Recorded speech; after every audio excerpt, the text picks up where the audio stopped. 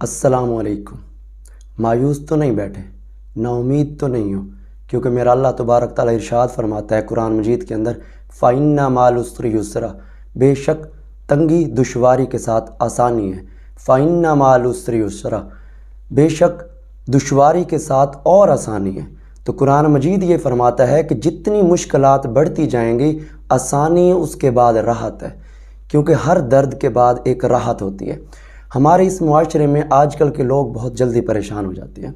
میرے اللہ نے جب قرآن مجید کے اندر یہ ارشاد فرما دیا ہے، ہمیں یہ بتا دیا ہے کہ ہمیں کبھی مایوسی اور نا امیدی نہیں کرنی چاہیے، تو انسان پھر بھی نا امید کیوں ہے؟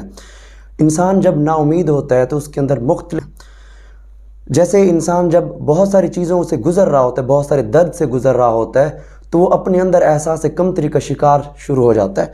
تو اس لیے اس میں ایک شاعر نے یہ فرمایا ہے کہ ہم کو تو میسر نہیں مٹی کا دیا بھی، گھر پیر کا بجلی کے چراغوں سے ہے روشن۔ انسان جب ایک دوسرے کے ساتھ کمپیریزن شروع کر دیتا ہے کہ اللہ تو اسے زیادہ دے رہا ہے، مجھے کم دے رہا ہے، کیونکہ اللہ تبارک تعالیٰ کبھی بھی یہ نہیں دیکھتا کہ یہ مومن ہے یا یہ کافر ہے، یہ عیسائی ہے یا مسلمان ہے۔ اللہ تبارک تعالیٰ ہمیشہ پرکھتا ہے تو اس کی محنت کی وجہ سے۔ یہ ایک الگ چیز ہے کہ ہم ایمان کی وجہ سے بخش دیے جائیں گے، اور یہ ہمارے پاس ایک بہت بڑا ایج ہے۔ ایز اے مسلمان انشاءاللہ ہم سب نے جنت میں ہی جانا ہے، مگر جب ہم کمپیریزن کرتے ہیں ایک دوسرے کے ساتھ تو بہت سارے لوگ یہ بھی کہتے ہیں کہ جیسے اس بات کو میں ایک شعر کے ذریعے آپ کو بتانا چاہوں گا، کیا تقدیر نے چنوائے تھے اس لیے تن کے کہ بن جائے آشیاں تو کوئی آگ لگا دے۔ تو انسان یہ کہتا ہے کہ میں اگر کوشش کر رہا ہوں تو مجھے اس کے عوض میں مل نہیں رہا، حالانکہ اللہ تبارک تعالیٰ ہمیشہ جو محنت ہوتی ہے آپ کی، اس کا عوض ہمیشہ اللہ تبارک تعالیٰ اس کو لازمی دیتا ہے۔ یاد رکھیے گا، اپنی زندگی میں جب ناممکنات کا لفظ شروع ہوتا ہے تو اللہ تبارک تعالیٰ قرآن مجید کے اندر ارشاد فرماتا ہے ان اللہ علی کل شیء قدیر، بے شک اللہ ہر چیز کے اوپر قادر ہے۔ تو ہمیں اپنی زندگی میں یہ سیکھنا چاہیے کہ صبر، اطمینان، شکر، ان کے ساتھ اگر ہم اپنی زندگی گزاریں گے تو جو ہماری مشکلات ہیں وہ کم ہو جائیں گی۔ مشکل ہمیشہ ہر انسان کے اوپر آتی ہے۔ حضرت علی کا قول ہے کہ اللہ تبارک تعالیٰ ہمیشہ اس انسان کو مشکل میں ڈالتا ہے جو اس کا بہت زیادہ پیارا ہو۔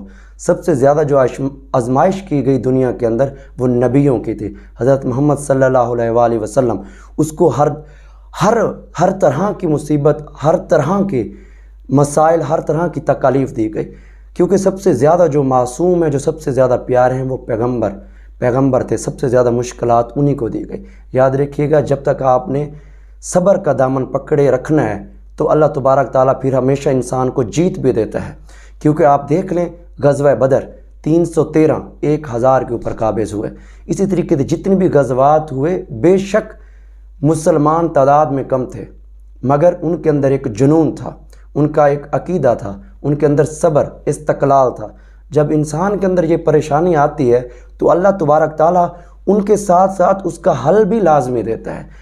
ایک حدیث کا مفہوم ہے کہ انسان یہ نہ سمجھے اگر اس کے پاس بہت زیادہ پیسے آ گئے ہیں کہ اللہ اس سے خوش ہے، اور دوسرا انسان یہ نہ سمجھے کہ اللہ تعالیٰ نے اس کو کم دیے، اس کا مطلب ہے اللہ اس سے ناراض ہے۔ دراصل یہ دونوں کے لیے آزمائش ہے۔ جس کو اللہ تعالیٰ نے زیادہ دیا اس کے لیے بھی آزمائش ہے، اور جس کو اللہ تبارک تعالیٰ نے کم دیا اس کے لیے بھی آزمائش ہے۔ تو ہمیشہ اپنی زندگی میں دو قاعدے لازمی اپنائیں۔ ہمارا ایک وظیفہ ہے کہ حسبنا اللہ و نعم الوکیل۔ بے شک جب بھی آپ کو کوئی دکھ، کوئی مصیبت بھی آئے تو آپ نے یہ ورد کرنا ہے، تو انشاءاللہ یہ چیزیں ختم ہو جائیں گی۔ اور نصر من اللہ و فتح قریب، بے شک مدد جو ہے اللہ کی طرف سے وہ بہت ہی قریب ہے، انسان کو بہت جلدی ہی مل جائے گی۔ آخر میں ایک شعر کے ساتھ اجازت چاہوں گا کہ میرا اپنا ایک شعر ہے کہ خانہ دل میں جو آشنائے صنم ناصر، آغاز وحشت ہے یہی جنون آخر۔ انشاءاللہ بہت جلد ہی ہم اگلی ویڈیو کے ساتھ حاضر ہوں گے، تب تک کے لیے اجازت دیجیے۔ اللہ حافظ، اللہ نگہباں۔